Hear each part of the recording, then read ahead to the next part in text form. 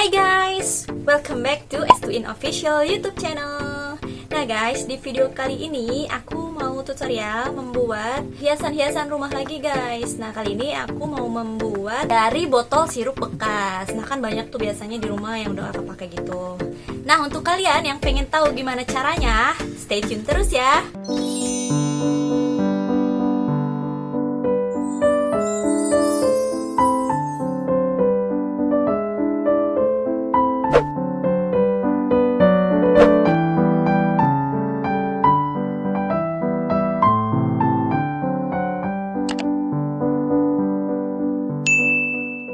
Sebelumnya, support channel aku dengan like, subscribe, and share ke semua sosmed kalian supaya insya Allah channel aku bisa terus berkembang dan akunya bisa terus semangat untuk berkarya membuat video-video terbaru yang lainnya. Bagi yang ingin bertanya, boleh ya silahkan komentar di kolom komentar di bawah video ini.